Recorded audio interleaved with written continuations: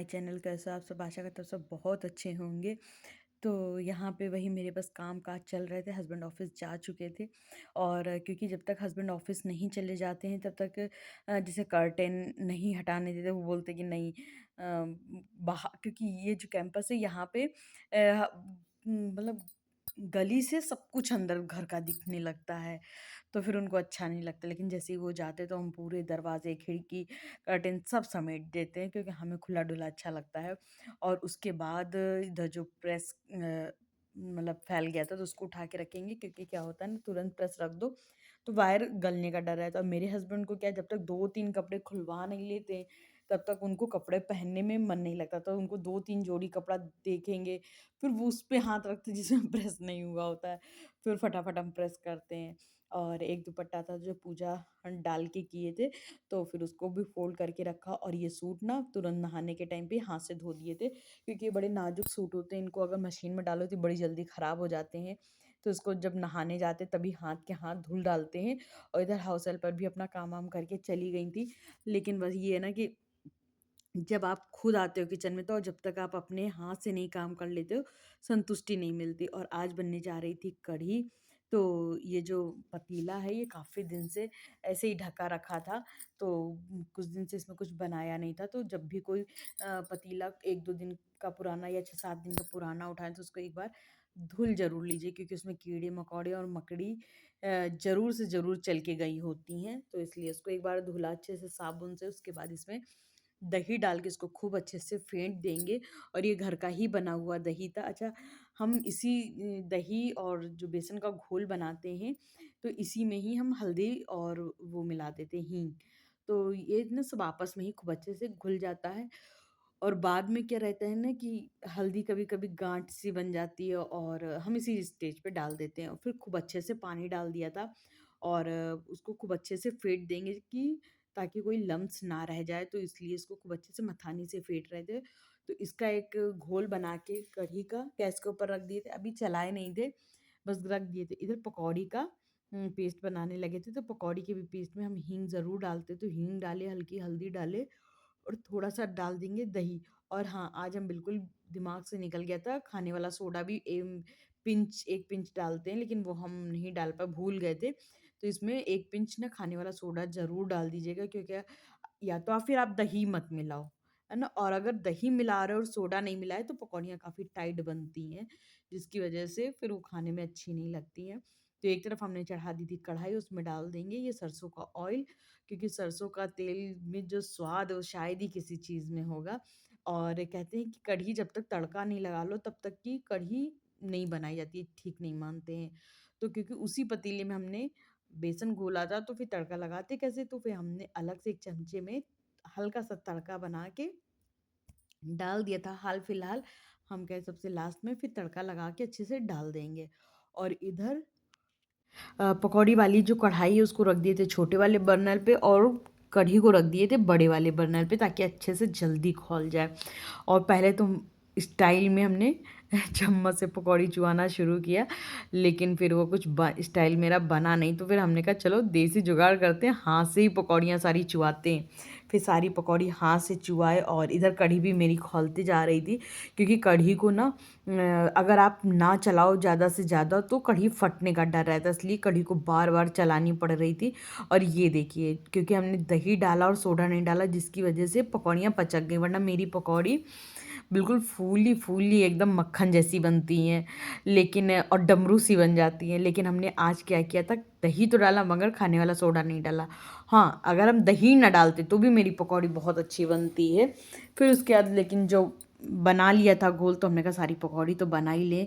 और हम दरअसल भूल गए थे सोडा डालना। तो मतलब अगर हमें इस टाइम पे भी याद आ जाता तो हम सोडा डाल देते, पर हमें याद ही नहीं आया कि सोडा डाले हैं कि नहीं डाले हैं। तो तो पकौड़ियों को खूब जल्दी जल्दी अलट पलट के सारी सेक लेंगे, ताकि या मतलब ज़्यादा भी ना सीखें और ऐसा ना हो कि जली जाए, और कम भी ना सीखें ताकि ऐसा ना हो कि बेसन कच्चा ही रह जाए। और कढ़ी को बार बार चलाते रहना पड़ता है, तभी कढ़ी कड़ के ही अच्छी कढ़ी बनती है। और इधर आ गए थे कुछ कपड़े, जैसे फ़ोल्ड करते जाते जैसे कुछ सूख गए वो फ़ोल्ड कर दिए। और आजकल आप सोचें मशीन के ऊपर कपड़े रखती इसलिए रखते हैं क्योंकि मेरी जो लक्कड़ वाली अलमारी है ना, तो बारिश की वजह से इसके अंदर ना फंगस आ रहा है और कपड़े महकने लगते हैं, फिर वो पहने पहने नहीं जाते हैं। तो हम सारे कपड़े आजकल वॉशिंग मशीन उस बगल में जो अलमीरा रखे हैं उसी के ऊपर ही रखते हैं। तो सारे कपड़े तो निकाल लिए थे एक बाल्टी में, उसको फैला देंगे, लेकिन हाल फिलहाल जो भी कपड़े मतलब फ़ोल्ड करके रखने वाले थे उनको रखे, और इस सारे कपड़ों के ऊपर हम डाल देते एक पुराना सोफ़ा कवर।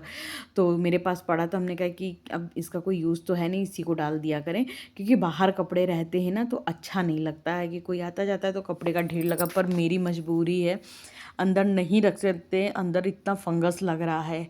फिर उसके बाद आ गए थे सारे कपड़े धूप में डालने के लिए, और पता नहीं मेरे साथ क्या होता है, जैसे ही हमें लगता है धूप है लाओ कपड़े डाल दें, और जैसे ही कपड़े डालने के बस डाल के फिनिश करते हैं सारे कपड़े, वैसे ही धूप चली जाती है।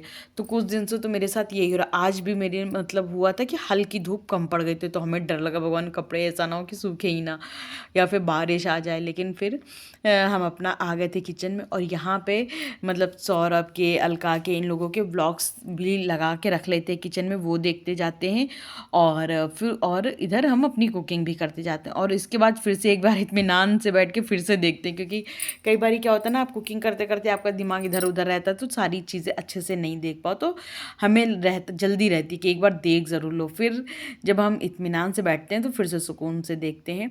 और इधर कढ़ी क्योंकि मेरी ऑलमोस्ट पकने पे आ गई थी, तो हमने जो कढ़ाई में तेल बचा था उसी में तड़का लगा निकाल के और डाल दिए थे। और क्योंकि कढ़ी ज़्यादा हो गई थी और पकने की ना जगह नहीं रह गई थी, तो इसी कढ़ाई में कढ़ी डाल के दोनों को अलग अलग खदका लिए थे। फिर उसके बाद दोनों कढ़ी को एक ही में मिक्स कर लिया और पकौड़ी डाल के अच्छे से ढक के रख देंगे। और अब बना लेंगे फटाफट से रोटियां, क्योंकि अब तो भूख भी लग रही है और हस्बैंड के आने का टाइम भी है, क्योंकि आज ना कढ़ी बड़ी झंझटी हो गई थी। क्योंकि कढ़ी क्या था ना, बस दही ना काफ़ी खट्टा हो गया था। दही खट्टा हुआ तो उसमें बेसन और मिलाया, और फिर हो गई कढ़ी ज़्यादा, फिर उसको दो अलग अलग भागों में करके उबाला। थोड़ी सी झंझटी हो गई थी, लेकिन कोई नहीं, फटाफट से रोटियां निकाल लेंगे।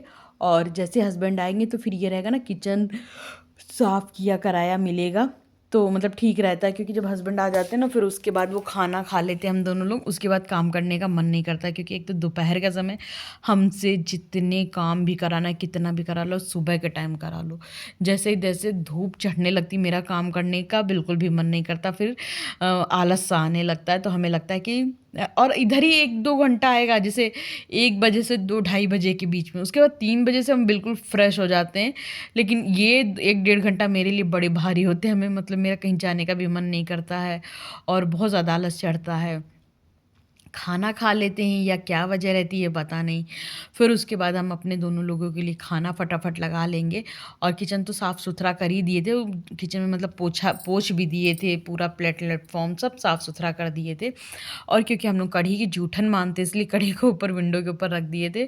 फिर उसके बाद हम दोनों ने खाना खाया, और उसके बाद हस्बैंड का पैर जो है ठंडे पानी में डाल के सेके। और ये सब काम करते करते हम भूल गए थे कपड़े उतारना। तो जब कपड़े उतारने गए तो, और ये जाली वाला दरवाज़ा खोल के डाल दो ना, सारे मच्छर अंदर आ जाते, तो जब कपड़े उतारते तो दरवाज़ा उड़का लेते हैं।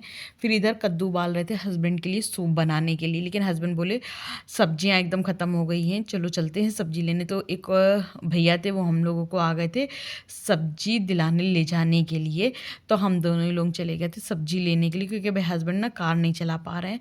और वहाँ से 2 झोले भर के सब्जियां ले आए थे, और सब्जियों के दाम आसमान छू रहे हैं, बहुत ज़्यादा महंगी सब्जियां हो गई हैं।